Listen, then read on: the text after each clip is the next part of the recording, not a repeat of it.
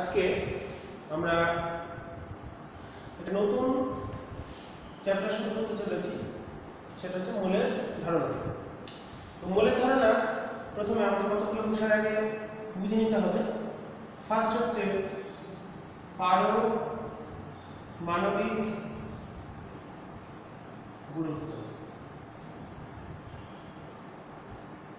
বা পারমাণবিক ওজন।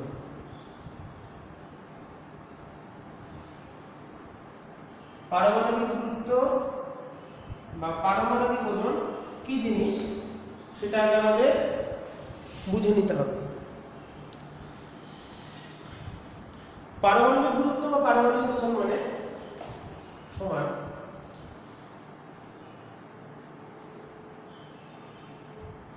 মৌলের একটি পরমাণুর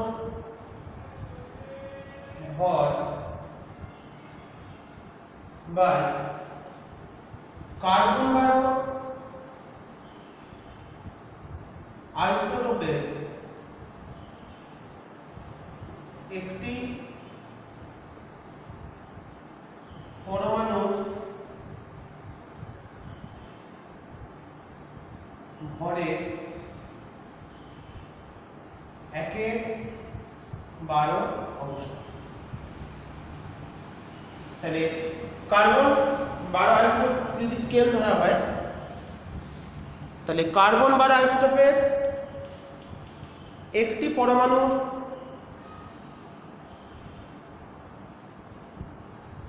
ভর যত, তার সাপেক্ষে কোনো একটি মৌলের পরমাণুর ভর যত, তাকেই বলা হচ্ছে ওই মৌলের পারমাণবিক গুরুত্ব বা পারমাণবিক ওজন বা পারমাণবিক ভর, অ্যাটমিক মাস। তো এই যে নিচে যে অংশটা আমরা লিখলাম, এটাকে একটা ব্র্যাকেট করে দিলাম। কার্বন 12 আইসোটোপের একটি যে পরমাণুর ভর তার 1/12 অংশ, এটা হলো একটা একক বা স্কেল হিসাবে ধরা হয়। এর সাপেক্ষে কোন একটা মৌলের পরমাণু ভর যত গুণ, সেটা তার পারমাণবিক গুরুত্ব হবে। তো এই নিচে যে অংশটা লিখেছি, কার্বন 12 আইসোটোপের একটি পরমাণুর ভর যত, সেই ভরের 1/12 অংশ যত ভর হবে তাকে বলা হয় এক পারমাণবিক, এই নিচের অংশটা এক পারমাণবিক ভর একক বা AMU বা শুধু ইউ। এক পারমাণবিক ভর একক বা অ্যাটমিক মাস ইউনিট। তো এটাই হচ্ছে পরমাণুর ভর পরিমাপ করা। দেখা গেল কারোর ভর হলো, কোন একটা মৌলের পরমাণুর ভর হলো এটার দ্বিগুণ, তাহলে তার পারমাণবিক ভর হবে, একটা পরমাণুর ভর হবে 2 AMU। যত গুণ হবে, যেমন এক্সাম্পল সোডিয়াম পরমাণু ক্ষেত্রে আমার পারমাণবিক গুরুত্ব মানে অ্যাটমিক মাস হয় 23। তার মানে অতএব একটি সোডিয়াম পরমাণুর ভর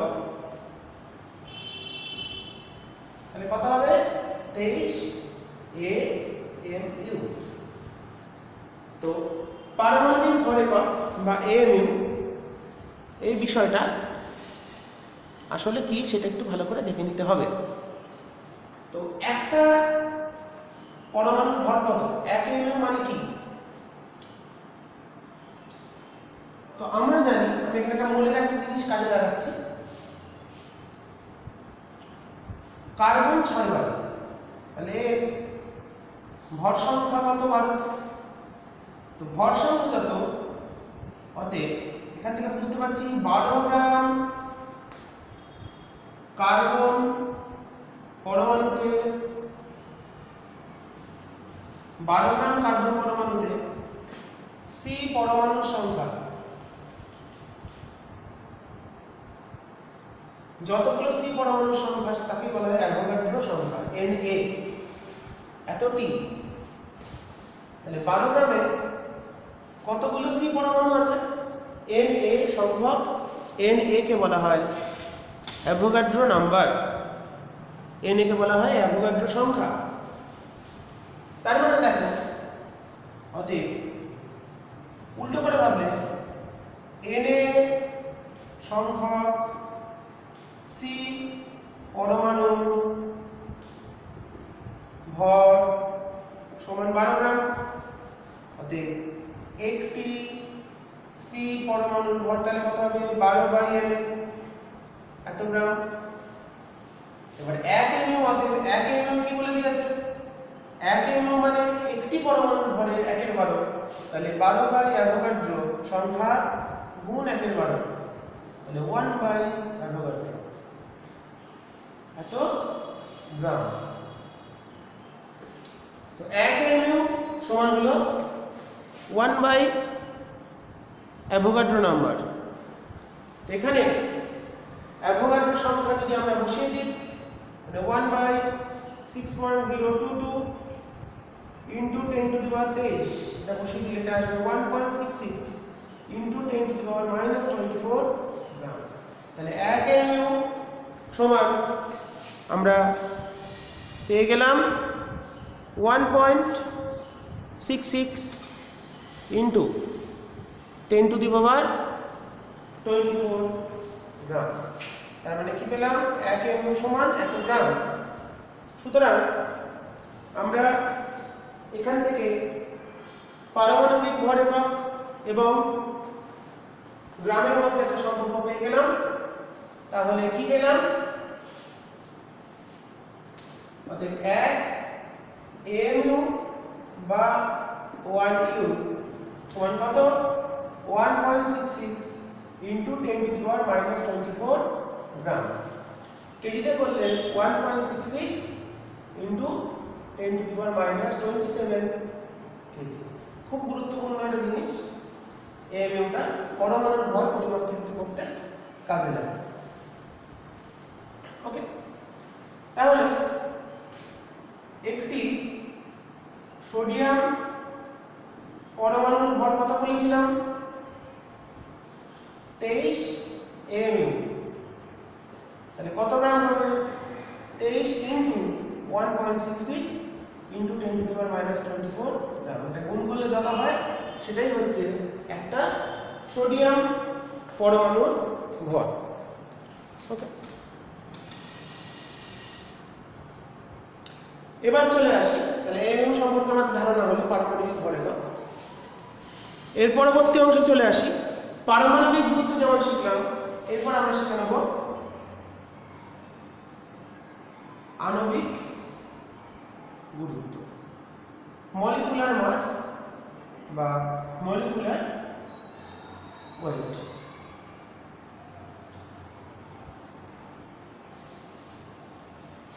আণবিক গুরুত্ব মানে কি? কোন একটি অণুর ভর বাই একই কথা C12 আইসোটোপের একটি পরমাণুর ভরের 1/12 অংশ। তাহলে কার্বন 12 আইসোটোপের একটি পরমাণুর ভরের 1/12 অংশ তুলনায় নিচেরটা একই, উপরটা শুধু কি পারমাণবিক গুরুত্বের ক্ষেত্রে, উপরটা হচ্ছে কোন একটি মৌলের পরমাণুর ভর, আর নিচেরটা হচ্ছে আণবিক গুরুত্বের ক্ষেত্রে কোন একটি অণুর ভর। অণু মানে যৌগিক অণু হতে পারে, মৌলিক অণু হতে পারে। তাহলে এইভাবে আমরা আণবিক গুরুত্ব এবং পারমাণবিক গুরুত্ব নির্ণয় করব। আর অ্যাভোগাড্রো সংখ্যার জায়গাটা আমি একটু পরে আবার আসছি। তো এরপর চলে আসি পারমাণবিক গুরুত্ব বা পারমাণবিক ওজন। এটা সম্পর্কে আগে আমাদের একটু ধারণা তৈরি করে নিতে হবে। এই দুটো আমরা সংজ্ঞা শিখলাম, আণবিক গুরুত্ব আমরা পরে আবার বার করছি। তো দুটো সংজ্ঞা শিখে নিলাম, mu বা পারমাণবিক ভর একক কাকে বলে শিখলাম। তো পারমাণবিক গুরুত্ব বা পারমাণবিক ওজন সব সময় কিন্তু পূর্ণ সংখ্যায় হয় না, দু রকম হতে পারে। একটা হচ্ছে ভগ্নাংশে, মানে পারমাণবিক গুরুত্ব ভগ্নাংশ হতে পারে, আবার পূর্ণ সংখ্যাতেও হতে পারে। এবার আমাদের বুঝতে হবে কখন পারমাণবিক গুরুত্ব ভগ্নাংশ হয় আর কখন পূর্ণ সংখ্যায় হয়। ভগ্নাংশ হতে গেলে যাদের আইসোটোপ আছে তাদের ক্ষেত্রে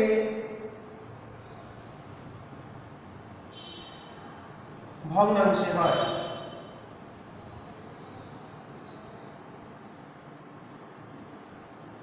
উদাহরণ আসছি। আর পূর্ণ সংখ্যায় কি তাহলে কি হবে, যাদের আইসোটোপ নেই তাদের পূর্ণ সংখ্যায় হয়।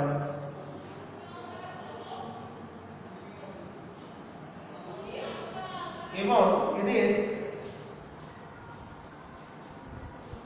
পারমাণবিক গুরুত্ব সমান তাদের ভর সংখ্যা। যেমন সোডিয়ামের দেখলাম, লিখে দিয়েছি একবার, এর পারমাণবিক গুরুত্ব 23, ভর সংখ্যা 23। ফ্লুরিন পারমাণবিক গুরুত্ব 19, ভর সংখ্যা 19। দুটো এক্সাম্পল দেওয়া থাকে।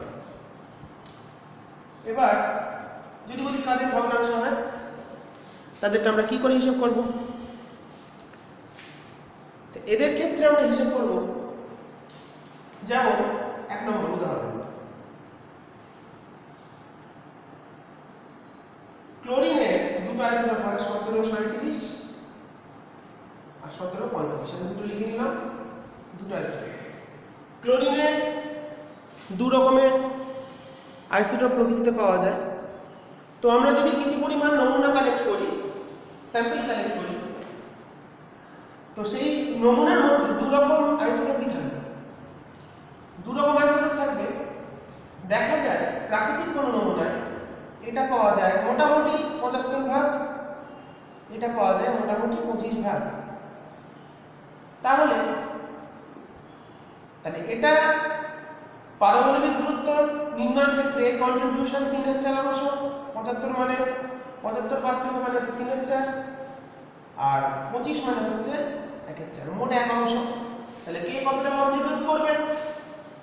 ক্লোরিন যেটা 1735 সেই কন্ট্রিবিউট করবে 3/4 অংশ, আর 1737 কন্ট্রিবিউট করবে 1/4 অংশ। অতএব ক্লোরিনের পারমাণবিক গুরুত্ব তাহলে কত হবে? পারমাণবিক গুরুত্ব এটা হবে, দেখো, প্রথমটার ভর সংখ্যা মানে 35, তার কন্ট্রিবিউশন কত? 3/4, প্লাস দ্বিতীয়টার ভর সংখ্যা 37, তার কন্ট্রিবিউশন হলো 1/4। এটা হিসেব করলে 35.5, 35.5। তার মানে ক্লোরিনের পারমাণবিক গুরুত্ব 35.5। এইভাবে দেখতে পাচ্ছি এটা ভগ্নাংশ চলে এলো। একটা এক্সাম্পল দিই, এখানে উদাহরণ 2, বোরনের দুটো আইসোটোপ হয় 5, 10, 5, 11, দুটো আইসোটোপ বোরন। বোরনের দুখানা আইসোটোপ পাওয়া যায়, একটা হচ্ছে বোরন 5, 10 এবং বোরন 5, 11। এটার মোটামুটি এইটা পাওয়া যায় 80%, এটা পাওয়া যায় 20%। তাহলে তোমরা এটা বাইরে করবে, বোরনের পারমাণবিক হিসাবটা নিজেরা করবে। পারমাণবিক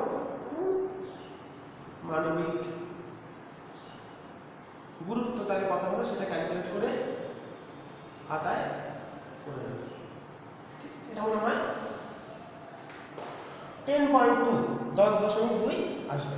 ঠিক আছে, দুটো উদাহরণ দেওয়া থাকলো। কাদের ক্ষেত্রে? ক্লোরিন দেখলাম, বোরন দেখলাম, এদের আইসোটোপ আছে। এরকম যাই দিক না কেন, যাদের আইসোটোপ থাকবে তাদের প্রাকৃতিক কোনো নমুনাতে, কোনো নমুনা নিলে কখনোই দুটো মিলে 100%, কোনোটা বেশি থাকবে, কোনোটা কম থাকবে। এইভাবে বিভিন্ন পদার্থ, মৌলিক পদার্থে যাদের আইসোটোপ আছে তাদের ক্ষেত্রে আমরা যখন হিসাব করব দেখব পারমাণবিক গুরুত্ব হয়ে যাচ্ছে গড় ভগ্নাংশে। আর যাদের ক্ষেত্রে আইসোটোপ নেই তাদের ক্ষেত্রে পারমাণবিক গুরুত্ব হয়ে যাচ্ছে পূর্ণ সংখ্যায়। ঠিক আছে, এরপরে চলে আসি আমাদের পরবর্তী টপিক। আমরা মুছে দিই, এই পোর্শনটা আমাদের কমপ্লিট হলো।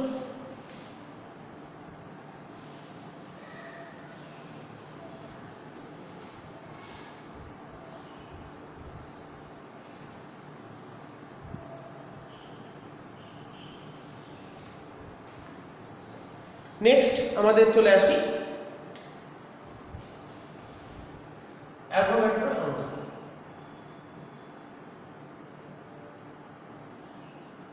প্রথম চলে আসি অ্যাভোগাড্রো প্রকল্প ও সূত্র। আমাদের পরবর্তী টপিক অ্যাভোগাড্রো প্রকল্প এবং অ্যাভোগাড্রো সূত্র। প্রথম চলে আসি প্রকল্পতে।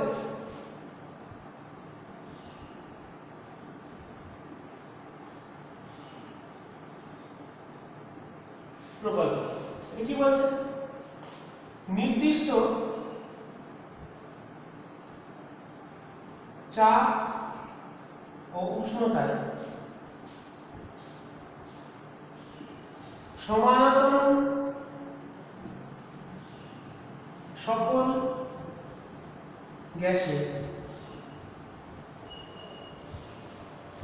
অণুর সংখ্যা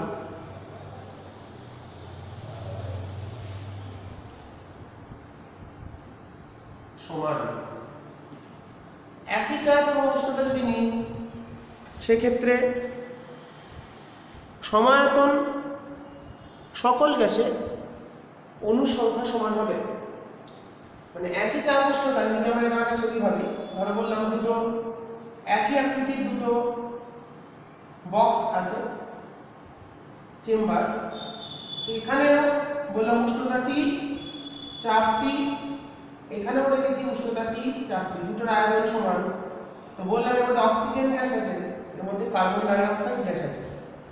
তার মানে এখান থেকে বুঝতে পারছি এখানে যদি N1T অণু থাকে, N1T, আর এখানে থাকে N2T, তাহলে অবশ্যই একই চাপ, এই দুটোর আয়তন যদি সমান হয়, দুটোর আয়তন যদি V হয়, যেহেতু দুটোর আয়তন সমান, তাহলে কি বলেছে? একই চাপ এবং উষ্ণতা, এই দুটো চাপ উষ্ণতা সমান, আয়তন যদি সমান হয় তাহলে অণুর সংখ্যা সমান হবে। তাহলে N1 সমান N2। পরমাণুর সংখ্যা সমান নাও হতে পারে, কিন্তু অণুর সংখ্যা সর্বদা সমান হবে। এটা হচ্ছে অ্যাভোগাড্রো প্রকল্প। এবার চলে আসি সূত্র। সূত্র কি বলছে? সূত্র বলছে নির্দিষ্ট চাপ ও উষ্ণতায়, নির্দিষ্ট চাপ উষ্ণতায় গ্যাসের আয়তন, আয়তন চাপ উষ্ণতা যদি স্থির থাকে, গ্যাসের আয়তন নির্ভর করে অণুর সংখ্যার উপর। ঠিক আছে? নির্দিষ্ট চাপ ও উষ্ণতায় গ্যাসের আয়তন তার অণুর সংখ্যার সমানুপাতিক।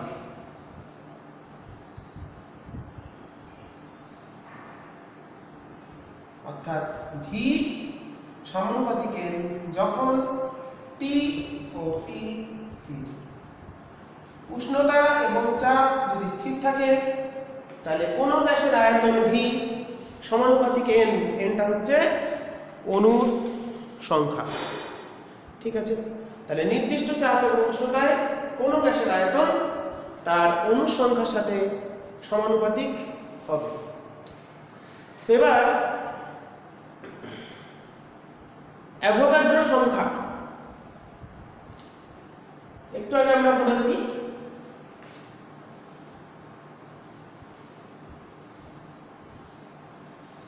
তো অ্যাভোগাড্রো সংখ্যা চলে আসে, এরপর আমরা দুটো সূত্র শিখে ফেললাম।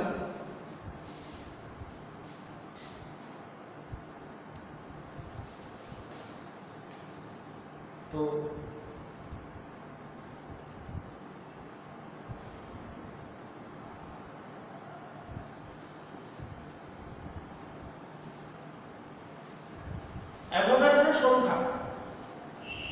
মানে একটা নির্দিষ্ট পরিমাণ সংখ্যা বোঝানো হচ্ছে। এটা কি বলছে? 1 মোল পরিমাণ, মোলটা পদার্থের পরিমাণ, 1 মোল পরিমাণ পদার্থে যত সংখ্যক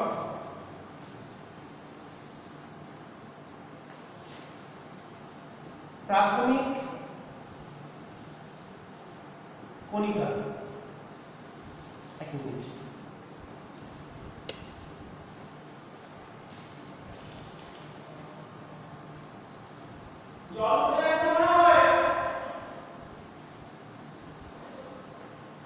এক মোল পরিমাণ পদার্থে যত সংখ্যক প্রাথমিক কণিকা বর্তমান, প্রাথমিক কণিকা মানে কি ব্র্যাকেটে লিখছি, পরমাণু হতে পারে, অণু হতে পারে, আয়ন হতে পারে, ইলেকট্রন হতে পারে, প্রোটন হতে পারে, এদের বলা হয় প্রাথমিক কণিকা। 1 মোল পরিমাণ পদার্থে যত সংখ্যক প্রাথমিক কণিকা বর্তমান,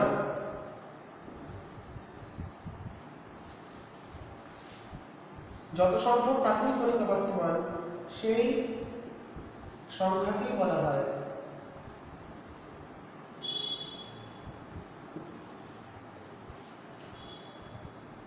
অ্যাভোগাড্রো সংখ্যা।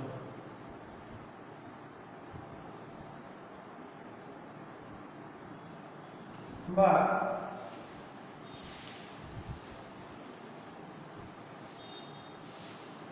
একটা ডেফিনেশন দিতে পারি, 12 গ্রাম C12 আইসোটোপের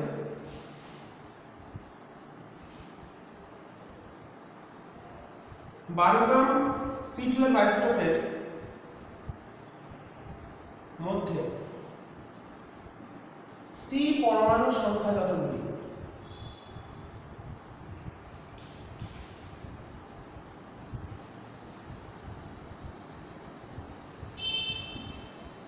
তাহাই হলো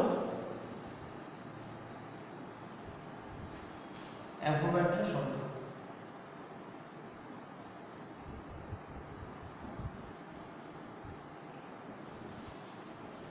12 গ্রাম C12 আইসোটোপের মধ্যে যতগুলি কার্বন পরমাণু বর্তমান সেটাকে আমরা বলবো অ্যাভোগাড্রো সংখ্যা। এই সংখ্যার মান আমি একবার ব্যবহার করেছি 6.022 × 10⁻23 এতটি। তাহলে 12 গ্রাম কার্বন পরমাণুতে কতগুলো C পরমাণু আছে? অ্যাভোগাড্রো সংখ্যা। যতগুলো কার্বন পরমাণু থাকে সেটাই হলো অ্যাভোগাড্রো সংখ্যা। তো বা 1 মোল পরিমাণ পদার্থে কতগুলো প্রাথমিক কণিকা আছে? অ্যাভোগাড্রো সংখ্যা। তো এই যে সংখ্যা, সংখ্যার তো কোনো একক হয় না, তো যেহেতু এটা একটা সার্বজনীন ধ্রুবক, তো সেখান থেকে আরেকটা আমরা জিনিস শিখে রাখবো, সেটাকে বলে অ্যাভোগাড্রো ধ্রুবক। আলাদা কিছু নয়, অ্যাভোগাড্রো সংখ্যার মানে এটা, আর অ্যাভোগাড্রো ধ্রুবক মানে কি 6.022 × 10⁻23। এত সংখ্যক প্রাথমিক কণিকা আছে কত পরিমাণে? প্রতি মোলে, মানে পার মোল। তাহলে অ্যাভোগাড্রো ধ্রুবকের একক হচ্ছে মোল ইনভার্স বা পার মোল। ওকে, মোল প্রতি, এটা যেহেতু সার্বজনীন একটা ধ্রুবক, সব ক্ষেত্রে এটা কাজে লাগবে, তাহলে আমরা এটাকে অ্যাভোগাড্রো ধ্রুবক বলেও ডাকতে পারি। অ্যাভোগাড্রো সংখ্যা কোনো একক নেই, কিন্তু অ্যাভোগাড্রো ধ্রুবকের কিন্তু একটা একক আছে। তো উল্টো করে ভাবলে তাহলে মোলের সংখ্যাটা কি হলো? যদি এই সংখ্যাটাকে, প্রথম সংখ্যাটাকে আমরা একটু উল্টো করে ভাবি, বলতে পারি কি যত পরিমাণ পদার্থে অ্যাভোগাড্রো সংখ্যক প্রাথমিক কণিকা বর্তমান তাকেই বলে 1 মোল। তাহলে যত পরিমাণ পদার্থের মধ্যে অ্যাভোগাড্রো সংখ্যক প্রাথমিক কণিকা থাকবে সেটাই হলো 1 মোল। বা 12 গ্রাম কার্বন আইসোটোপের অ্যাভোগাড্রো সংখ্যক কণিকা থাকে, তার মানে 12 গ্রাম কার্বন আইসোটোপ মানেই হচ্ছে 1 মোল কার্বন পরমাণু বোঝানো। ঠিক আছে, তাহলে এই হচ্ছে অ্যাভোগাড্রো সংখ্যা, এবং আমরা এর আগে অ্যাভোগাড্রো সূত্র পড়ে ফেলেছি। তো এরপরে চলে যাই অ্যাভোগাড্রো সূত্রের থেকে আমরা কি কি জানতে পারি সেই জায়গাগুলো আমাদের দেখতে হবে। অ্যাভোগাড্রো প্রকল্পের